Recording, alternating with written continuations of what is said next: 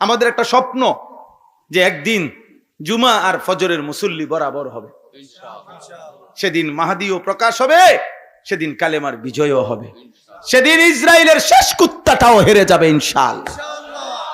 ইমানের বিজয় হবে, কোনো সন্দেহ নাই, বিজয় হবেই হবে, মুসলমানের বিজয় হবেই হবে ইনশাআল্লাহ, হবেই ইনশাআল্লাহ। এই জন্য নওজোয়ান ভাই সবার কাছে এই সূরা হুদের মধ্যে একাধিকবার এই শব্দটা আছে, ফাআসবাহু ফাআসবাহু ফাআসবাহু। আল্লাহ বলছে আযাবের সময় ভোরবেলা, আযাবের সময় ভোরবেলা। আর প্রত্যেকটা আযাবের একটাই কারণ, গুনাহ। কথা বলেন না, এই শেষ কথা। প্রত্যেকটা আযাবের কারণ কি? গুনাহ। আমার শায়েখ আরিফ বিল্লাহ হাকিমুন নফস আল্লামা মুফতি মুশতাকুন নবী কাসিমি হুজুরের একটা পছন্দের কিতাব আছে, উনি নিজে পড়ে তালিম করে, সব সময় বেশিরভাগ পড়ে।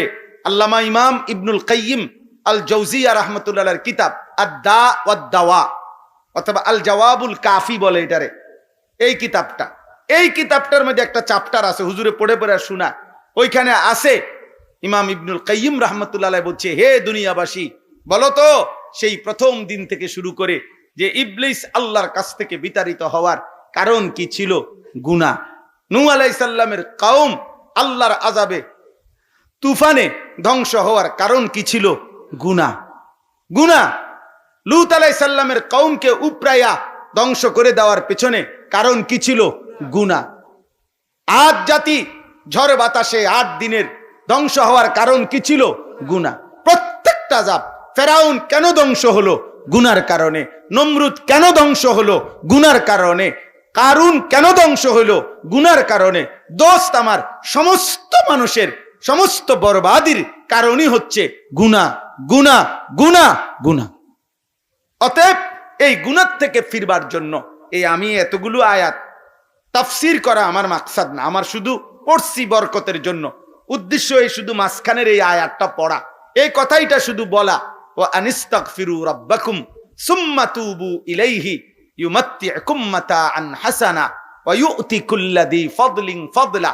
এই কথাইটা বলার জন্য আল্লাহ তাআলা বলছেন, হে আমার বান্দা, আমি তোমাকে বলছি, আমি বান্দা তোমাকে আমি বলছি, তোমরা সকলেই তোমাদের বিগত জীবনের গুনাহ থেকে ইস্তিগফার করো এবং ইবাদতের মাধ্যমে আমার কাছে ফিরে আসো। আল্লাহ তাআলা পূর্ববর্তী বহু নবীর কওমকে, সম্প্রদায়কে আল্লাহ তাআলা আল্লাহর চূড়ান্ত নাফরমানির সীমা অতিক্রম করার কারণে আল্লাহ তাআলা একেবারে পুরা কওমকে অল্প ইমানদার ছাড়া ব্যতীত ধ্বংস করে দিছে। এমন অনেক জাতি যাদের ঘটনা আল্লাহ তাআলা কোরআনুল কারীমের মধ্যে উল্লেখ করছে। এরকম জাতি হলো মোট 5 জন নবীর কওম সবচেয়ে বেশি উল্লেখযোগ্য।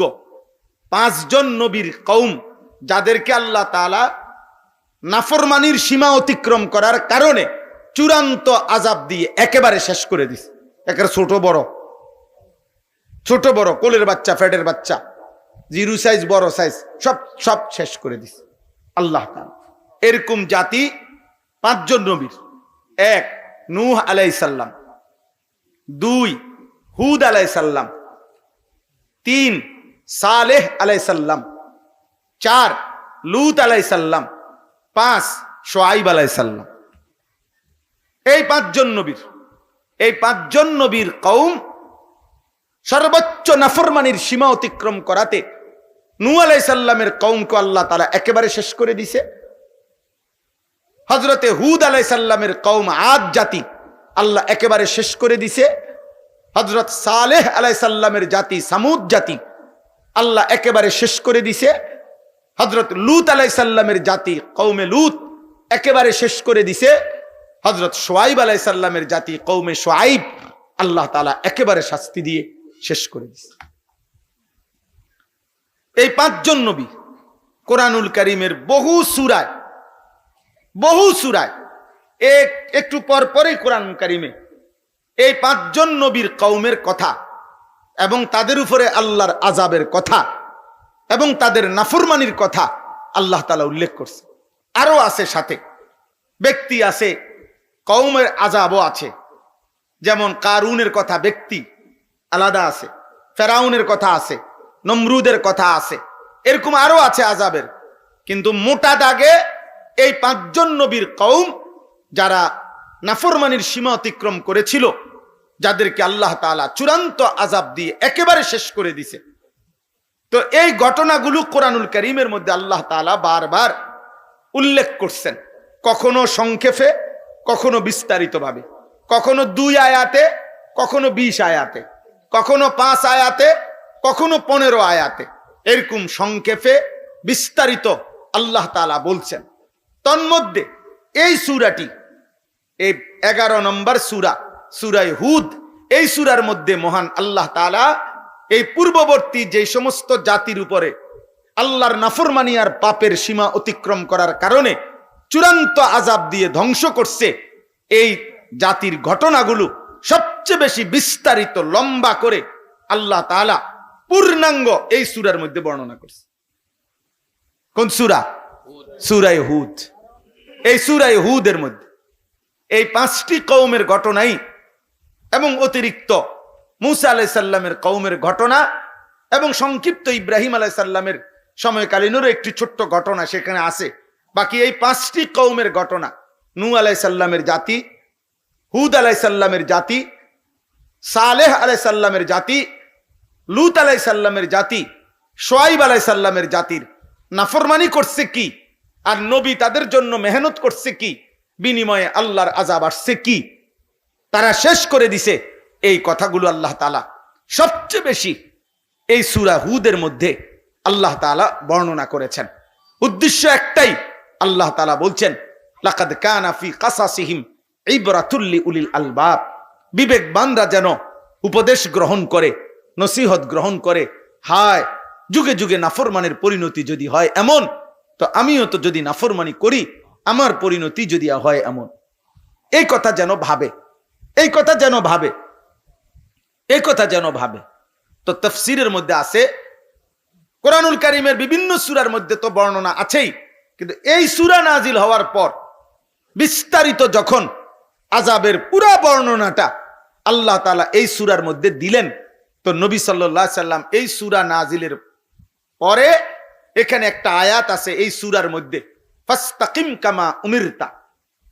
নবীজিকে আল্লাহ তাআলা বলছে, বন্ধু, পূর্ববর্তী নাফরমান জাতির ঘটনা আমি আপনাকে শুনাইছি, পাপের ঘটনাও আমি শুনিয়েছি, এবার আপনাকে স্পষ্ট বলে দিলাম, গোটা পৃথিবীর যদি একজন মানুষও আমার বান্দা আমার দ্বীনের উপরে না থাকে, আমাকে না মানে, আপনি কিন্তু আমার সমস্ত আদেশের উপরে একক হলেও মজবুত এবং অটল থাকবেন।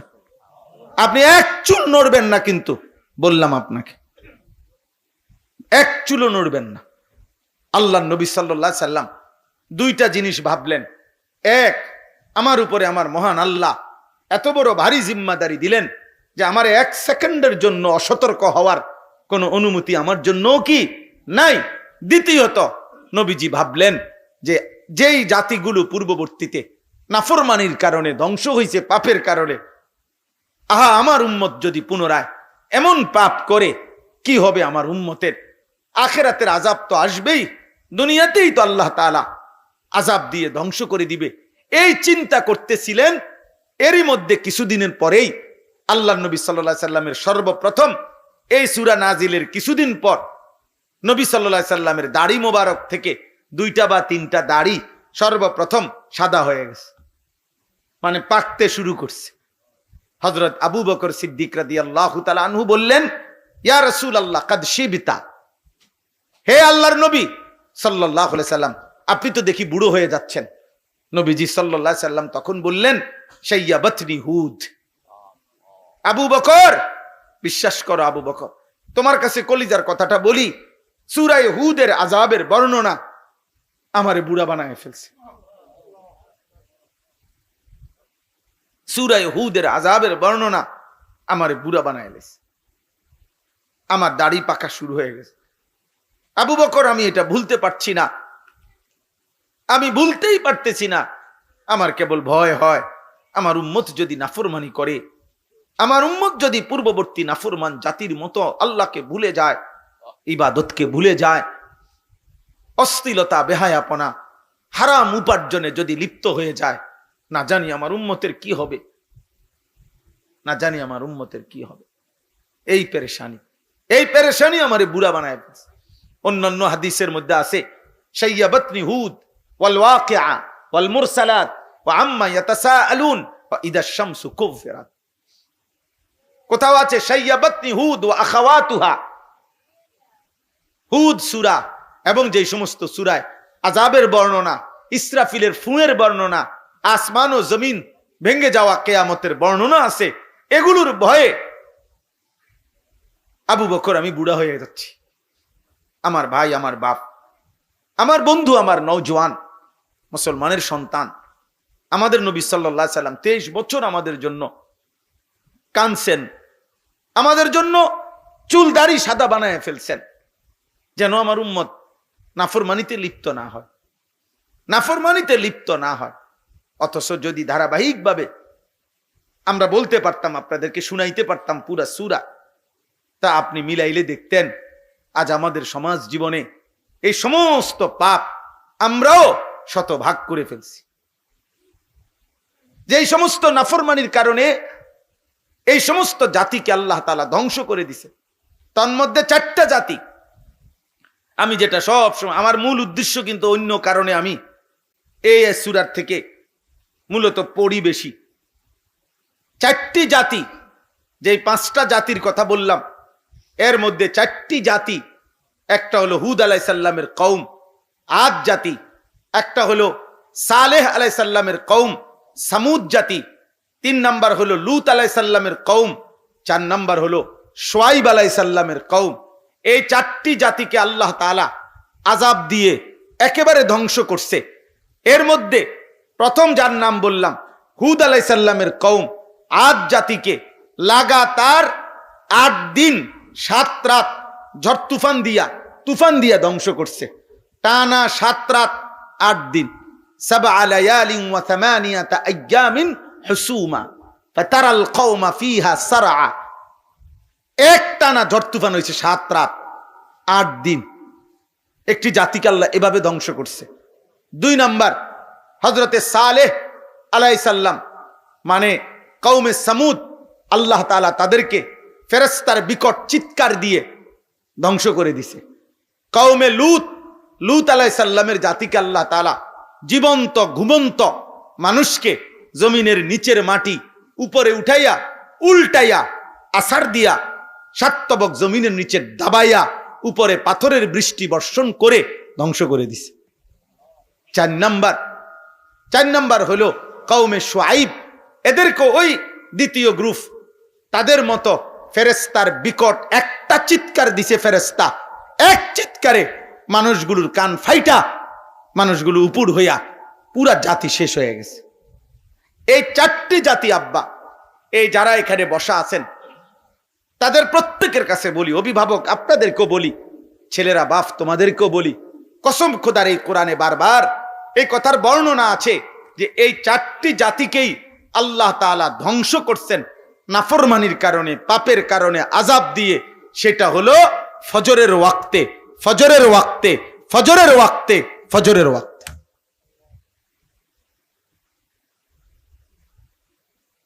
হ্যাঁ, 1 নাম্বার কওমে আদ, সূরা আহকাফের মধ্যে আছে তুদাম্মিরু কুল্লা শাইইন বিআমরি রাব্বিহা ফাআসবাহু লা ইউরা ইল্লা মাসাকিনুহুম। ফাআসবাহু, সুবহুন মানে কি? সকাল। সকাল মানে 12টা না, ফজরের ওয়াক্ত। সুবহ মানে কোন ওয়াক্ত? ফজর। তুদাম্মিরু কুল্লা শাইইন বিআমরি রাব্বিহা, আল্লাহ বলেন তার আল্লাহর রবের আদেশে তুফান সব তছনছ করে ফেলছে। ফাআসবাহু লা ইউরা ইল্লা মাসাকিনুহুম, এই পরিমাণ ঝড় তুফান হইছে যে একদিন ভোরবেলা দেখা গেল তাদের ঘর ছাড়া একটা মানুষও বাইচা নেই, একজন মানুষও বাইচা নেই। 2 নাম্বার কওমে সামুদ, সালেহ আলাইহিস সালামের কওমের ব্যাপারে আল্লাহ তাআলা একই কথা বলছে, ফাআখাযাতহুমুস সাইহা ফাআসবাহু ফি দারিহিম জাসিমিন। আল্লাহর পক্ষ থেকে ফেরেশতার বিকট চিৎকার আসলো, আর ফাআসবাহু, ভোরবেলায় সেই মানুষগুলো উপুর হইয়া পড়ে মরে পড়ে থাকলো। কোন সময় বলে না, কোন সময়? ফজরের ওয়াক্ত। 3 নাম্বার কওমে লূত, একই হিসাব। আল্লাহ তাআলা ফেরেশতাকে বলছে লূত আলাইহিস সালামের কওমকে উল্টায় দাও। তো ফেরেশতাকে আল্লাহই বলছে ইন্না মাউইদাহুমুস সুবহু আলাইসা সুবহু বিকারিব। এটা এই সূরাটা। হে ফেরেশতা, উল্টাইবা কখন? নির্ধারিত সময় হলো সুবহ, ফজরের ওয়াক্ত। আলাইসা সুবহু বিকারিব, ফেরেশতা জলদি যাও, ফজরের ওয়াক্ত হয়েই গেল, দ্রুত যাও, যাও উল্টাও, ফজরের ওয়াক্ত উল্টায় দাও ভোরবেলা। 4 নাম্বার কওমে শুআইব, একই শব্দ। ফাআখাযাতহুমুস সাইহাতু ফাআসবাহু ফি দিয়ারিহিম জাসিমিন।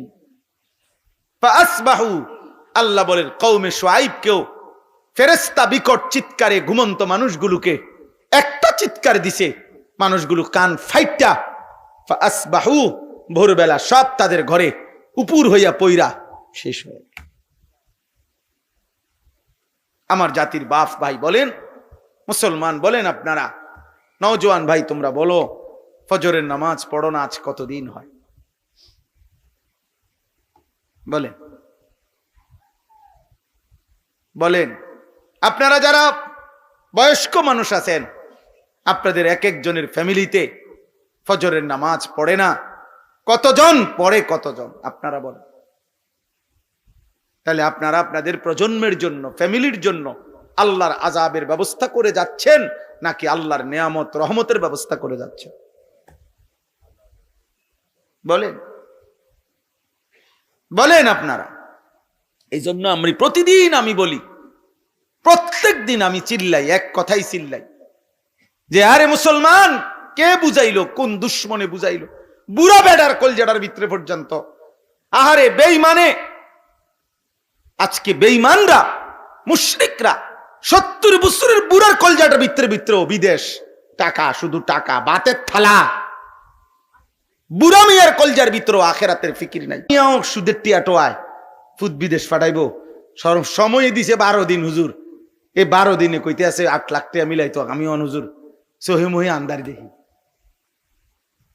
70 বছরের বুড়া লাঠি বর দিয়া দিয়া কিস্তির টাকা টোকায়, সুদে টাকা খুঁজে ফুদ বিদেশ পাঠাবে।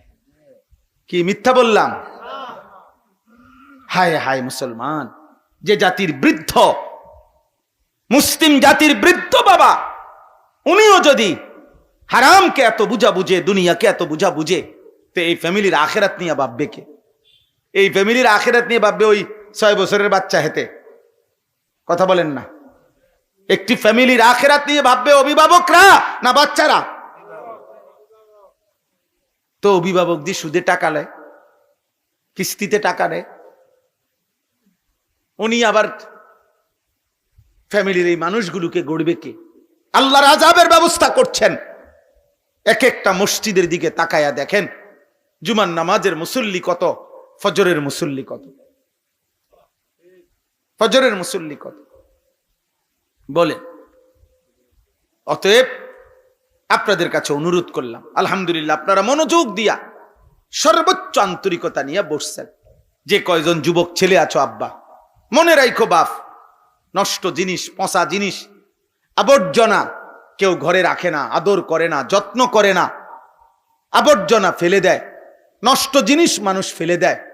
অতএব তোমরা যারা নারী দেখে, ছবি দেখে, মোবাইলে অশ্লীল উলঙ্গ দৃশ্য দেখে, চুল চেহারা মুশরিক বেঈমানের মতো রেখে নিজেরা যাদের চরিত্র আখলাক নষ্ট করছো, খোদার কসম প্রিয় ভাই আমার, মনে রেখো চরিত্রহীন লম্পট একদিন এই সমাজ তোমাকে কাছে রাখবে না, তোমাকে ফেলে দিবে।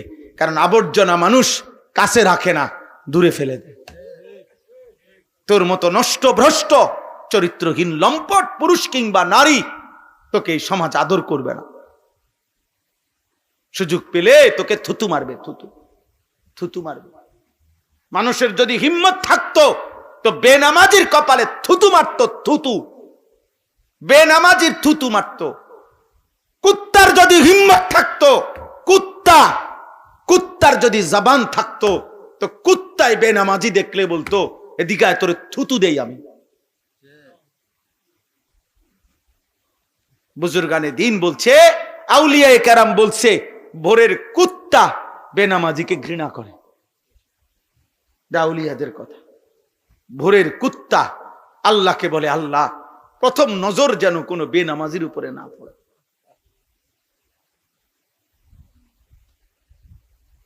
আল্লাহ তাআলা কোরআনুল কারীমের মধ্যে বলছেন, ওয়াত্তাবা হাওয়াহু ফামাসালুহু কামাসালিল কালব, মনের ইচ্ছে মতো যে তার জীবন চালায়, ফামাসালুহু কামাসালিল কালব, তার উদাহরণ, তার দৃষ্টান্ত আল্লাহ তাআলা বলেন কামাসালিল কালব, কুত্তার মতো। নাফরমানের জিন্দেগি কুত্তার জিন্দেগি, হারামখোরের জিন্দেগি কুত্তার জিন্দেগি, পাপীর জিন্দেগি মনের ইচ্ছে মতো। যারা নামাজ পড়ে না 5 ওয়াক্ত, সে আল্লাহর ইচ্ছায় নামাজ পড়ে না, না নিজের ইচ্ছায় নামাজ পড়ে না? তো তাই আল্লাহ তো বলছে নিজের ইচ্ছায় যে চলে তার উদাহরণ কুত্তার মতো। এই জন্য একটা ছেলে হলেও একজনই বুঝো আব্বা, একজনই বুঝো, এই পৃথিবীতে আযাবের ফয়সালা হয়, এই পৃথিবীতে আযাবের ফয়সালা হয় ফজরের ওয়াক্ত। এই জন্য নিয়ত করেন ইনশাআল্লাহ ফজর পড়ব, বলেন ইনশাআল্লাহ। নাজিম সাহেব আশ্চর্য কথা শুনেন, এই সূরা পড়তে গিয়া কালকে আমি এই জীবনে প্রথম দেখছি আল্লাহ নবী সাল্লাল্লাহু আলাইহি সাল্লাম, ওই যে নদীর নবীজি প্রথম মক্কার কুরাইশদেরকে যেদিন প্রথম কালেমার দাওয়াত দিছে, প্রথম যেদিন এই সাফা আবু কুবাইস পাহাড়ে দাঁড়িয়ে সর্বপ্রথম যেদিন মক্কাবাসীকে আল্লাহর দিকে ডাকছে, কি বলছিল প্রথম দিন? সেখানে আছে, ওই আমার কাছে একটা তাফসির আছে, গাড়িতেই আছে, আর তাফসিরুল মুনির, আরবি তাফসির। বর্তমান বিশ্বে উল্লেখযোগ্য একজন ইসলামী ব্যক্তিত্ব আছে, ডক্টর মোহাম্মদ ওয়াহবা আজ-জুহাইলি। এই উনার মাওসুআতুল ফিকহিল ইসলামী বিখ্যাত কিতাব আছে উনার, এই উনার লেখা তাফসির। তো ওইখানে আছে নবীজি বলছে মক্কার কুরাইশদেরকে প্রথম দিন যে ইয়া মাশারা কুরাইশ, হে কুরাইশ সম্প্রদায়, সবাইকে ডাইকা বলছে যে আমি যদি এখন তোমাদেরকে বলি যে আরাআইতুম লাউ আন্না খাইলান, এই আমি যদি তোমাদেরকে এখন বলি একটি অশ্বারোহী দল এই পাহাড়ের ওই পারে তোমাদের পিছনে দাঁড়িয়ে আছে এবং তোমাদের উপরে তারা আক্রমণ করবে, তুসবিহুকুম, ভোরবেলা, অর্থাৎ ভোরের তারা প্রস্তুতি নিয়ে রাখছে, এই আজকের ভোরে তারা তোমার উপরে আক্রমণ করবে, আলাস্তুম মুসাদ্দিকি, তোমরা কি আমার কথা সত্য মনে করবে না, আমাকে সত্যবাদী মনে করবে না? তাহলে মক্কার সমস্ত মানুষ বলছে ক্বালু মা জাররাবনা আলাইকা ইল্লা কাদিবান, মুহাম্মদ বিগত 40 বছরে কোনোদিন তোমার ব্যাপারে মিথ্যার কোনো ধারণা আমরা করি নাই, আমরা কোনো করি নাই। তখন আল্লাহর নবী বললেন ফা ইন্নী নাযীরুল লাকুম বাইনা ইয়াদাই আযাবুন শাদীদ, তাহলে হে আমার জাতি, তোমাদের এই অব্যাহত নাফরমানির ব্যাপারে আমি তোমাদেরকে ভয় প্রদর্শন করছি, তোমাদের সামনে অপেক্ষা করছে অত্যন্ত ভয়ানক আযাব, জাহান্নামের আযাব। তো ওইখানে আশ্চর্য কথা হলো, যুগ যুগ ধরে একদিকে দেখাইলাম আল্লাহর আযাবের সময় হয় ফজরের ওয়াক্তে, 2 নাম্বার হলো আক্রমণ, প্রতিপক্ষের উপরে আক্রমণের সময় হয় ফজরের ওয়াক্তে। ফজরের ওয়াক্ত কুরআনুল কারীমে আছে উহুদের যুদ্ধের ঘটনা, যেখানে কোরআনে সূরা আলে ইমরানে আছে, সেখানে আল্লাহ তাআলা ডাইরেক্ট নবীকে বলছে ওয়া ইজ গাদাউতা মিন আহলিকা তুবাউউল মুমিনিন লিল কিতাল, ওয়া ইজ গাদাউতা, উহুদের যুদ্ধের দিন ভোরবেলা, গুদুউন অর্থ ভোর, ভোরবেলা আপনি আপনার সাহাবাইদেরকে যুদ্ধের জন্য সারিবদ্ধ করালেন। তাহলে যুদ্ধের শুরু টাইম কখন? ফজর, বাদাল ফজর, ভোরবেলা। এজন্য এই কথার অর্থ হইল একটা কথা, শুধু এই নওজোয়ান যারা তালেবে ইলম, তোমাদের কাছে বলার জন্য আব্বা, আমি শুধু তালেবে ইলম যে কয়জন মাদ্রাসার আপনাদের কাছে, তোমাদের কাছে বলতে চাই আব্বা, তোমরাও চেষ্টা করবা ফজরের এই পরিমাণ পাবন্দি করবা আর এই কথা ইয়াকিন রাখবা, একদিন ফজরের ওয়াক্তে সমস্ত দুশ্মনের পরাজয় হবে, ফজরের ওয়াক্তেই ইমানের বিজয় হবে বিজয় আসবে ফজরে, জালিমের পতন হবে ফজরে। হ্যাঁ, আলহামদুলিল্লাহ আমি দিন রাত আলাদা টাইম যেদূর সময় পাই এই নিয়ে আলাদা পড়ি, শুধু এই ফজর নিয়ে। আমার একটা ব্যক্তিগত মেহনত, ফজর ক্যাম্পেইনের কাজ করি আমি সারা বাংলাদেশে, অর্থাৎ ফজরের মুসল্লি বৃদ্ধির চেষ্টা করি জায়গায় জায়গায়। আলহামদুলিল্লাহ সারা বাংলাদেশে এখন আমাকে হাজার হাজার ছেলে আছে যারা আমগরে মহব্বত করে। আমার শায়েখ আল্লামা মুফতি মুশতাকুন নবী কাসিমি হযরতের আদেশে এই কাজটা আমি করি আজকে অনেক বছর। ইদানিং কালে আলহামদুলিল্লাহ এখন বাড়ছে। আমাদের একটা স্বপ্ন যে একদিন জুমা আর ফজরের মুসল্লি বরাবর হবে, সেদিন মাহদীও প্রকাশ হবে, সেদিন কালেমার বিজয়ও হবে, সেদিন ইসরায়েলের শেষ কুত্তাটাও হেরে যাবে ইনশাআল্লাহ। ইমানের বিজয় হবে, কোনো সন্দেহ নাই, বিজয় হবেই হবে, মুসলমানের বিজয় হবেই হবে ইনশাআল্লাহ, হবেই ইনশাআল্লাহ। এই জন্য নওজোয়ান ভাই সবার কাছে এই সূরা হুদের মধ্যে একাধিকবার এই শব্দটা আছে, ফাআসবাহু ফাআসবাহু ফাআসবাহু। আল্লাহ বলছে আযাবের সময় ভোরবেলা, আযাবের সময় ভোরবেলা। আর প্রত্যেকটা আযাবের একটাই কারণ, গুনাহ।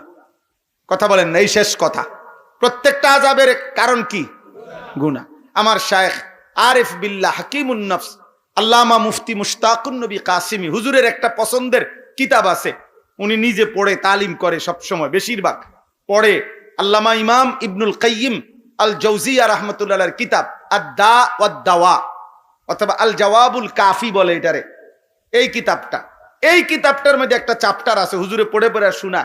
ওইখানে আছে ইমাম ইবনুল কাইয়িম রাহমাতুল্লাহ বলছে, হে দুনিয়াবাসী, বলো তো সেই প্রথম দিন থেকে শুরু করে যে ইবলিস আল্লাহর কাছ থেকে বিতাড়িত হওয়ার কারণ কি ছিল? গুনাহ। নূহ আলাইহিস সালামের কওম আল্লাহর আযাবে তুফানে ধ্বংস হওয়ার কারণ কি ছিল? গুনাহ। গুনাহ। লূত আলাইহিস সালামের কওমকে উপরাইয়া ধ্বংস করে দেওয়ার পেছনে কারণ কি ছিল? গুনাহ।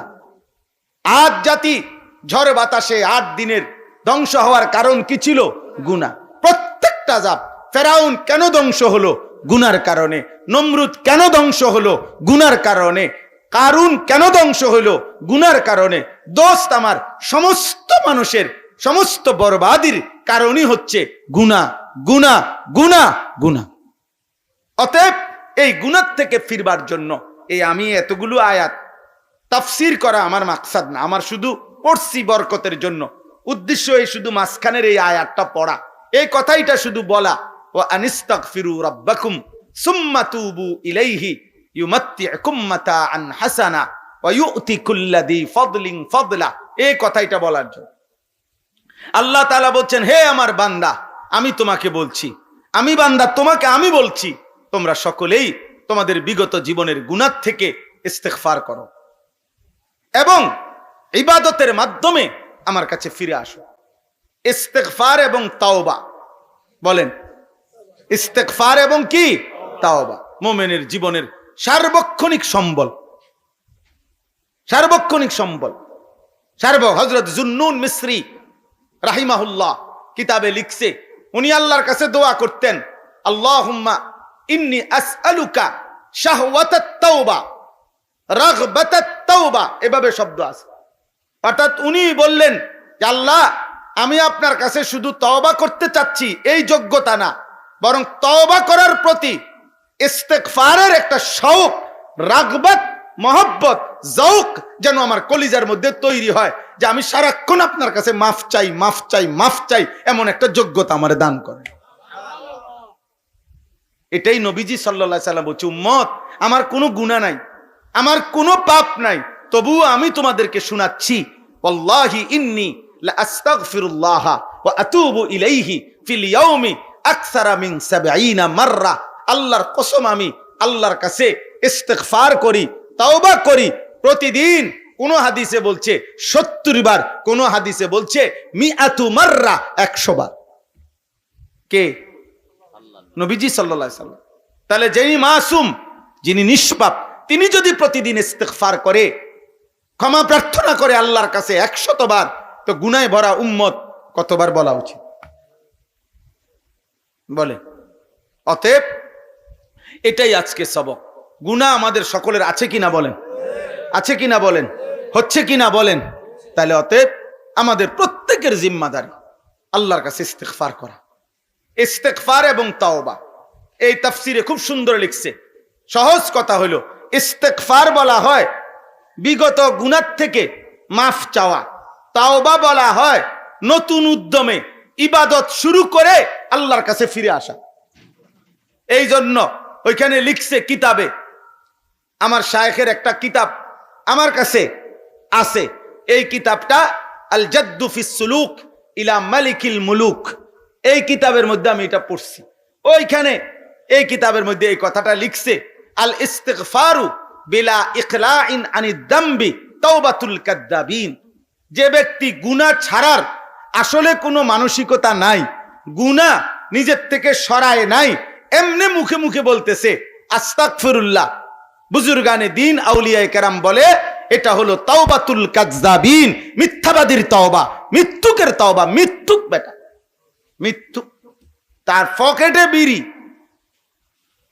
এরপরে বাইর হইয়াই আপনার মসজিদটার থেকে বাইর হইয়াই চা দোকানে গিয়া রঙিন টেলিভিশনে তাকাইয়াই প্রথম কইতেছে, কিও আর কিছু বালা কিছু নাই, আর তো কিছু দাও না, লাইরা সেরা দাও না। মানে এর থেকে জঘন্য নাচ আর আসেনি। কাকুইটা চাইতো আইসে, বুঝেন নাই কথা? অথচ এই মাত্র মসজিদে ইমাম সাহেবের লগে কইছে কি আস্তাগফিরুল্লাহ রাব্বি, ডোলে এমনে বাটফারে ডোলে, ডোলেন কিতেন আপনি? কোন গুন্ডাটা সাইরে আইয়া আস্তাগফিরুল্লাহ কইতে আছেন? কথা বলেন না। সুদের টাকা জমা দিয়ে আইসেননি, কিস্তির টাকা জমা দিয়ে আসছেননি, গালিগালাজ বন্ধ করে আসছেননি, টেলিভিশন দেখা বন্ধ করে আসছেননি, চুরি ডাকাইতি বন্ধ করে আসছেননি, কি আস্তাগফিরুল্লাহ কইতে আছেন? কথা বলেন না কেন? এটা আস্তাগফিরুল্লাহ, এইসা আস্তাগফিরুল্লাহর উপরে আস্তাগফিরুল্লাহ। আর তাওবাতু আলা তাওবা, তোমার তওবার উপরে কি? তাওবা। আস্তাগফিরুল্লাহর উপরে আস্তাগফিরুল্লাহ। আল্লাহ আমাদেরকে মাফ করে দেন। অতএব এটাই কথা। এখন শেষ কথা হলো, ইউমাত্তিউকুম মাতাআন হাসানা ইলা আজালিম মুসাম্মা ওয়া ইউতি কুল্লাযী ফাদলিন ফাদলা। আল্লাহ তাআলা বলেন, বান্দা যদি হক আদায় করে ইস্তেগফার করো, গুনাহ মাফ চাও, নতুন করে ইবাদত শুরু করে আমার কাছে ফিরে আসো। ইস্তেগফার মানে পিছনের গুনাহ ছেড়ে দেওয়া, আর তাওবা মানে পুনরায় ইবাদত শুরু করে আল্লাহর কাছে ফিরে আসা। পুনরায় ইবাদত শুরু করে কি করা? আল্লাহর কাছে ফিরে আসা। অর্থাৎ আল্লাহ তোমারে পাঠাইছিল, রাখছিল যেমন, তুমি আল্লাহর কাছে ফেরত আসছো তেমন। আল্লাহ তো তোমারে দুনিয়াতে পাঠাইছিল গুনাহমুক্ত। গুনাহমুক্ত কিনা বলেন না? হ্যাঁ, গুনাহমুক্ত। এই জন্য আল্লাহর কাছে ফিরে আসা। আল্লাহ বলেন, যদি হক আদায় করে করতে পারো, আমি ওয়াদা দিলাম, ইউমাত্তিউকুম মাতাআন হাসানা, দুনিয়াতেই আমি আল্লাহ তাআলা তোমাকে উত্তম, নিরাপদ, হালাল, পবিত্র জীবন দান করব। আর ওয়ায়ুতি কুল্লাযী ফাদলিন ফাদলা, আর প্রত্যেককেই তার উত্তম অতিরিক্ত যত আমল সবকিছুর সর্বোত্তম বিনিময় আখিরাতে বুঝায় দেব। এখানেও ভালো রাখবো, আখিরাতেও কি জান্নাত দেব।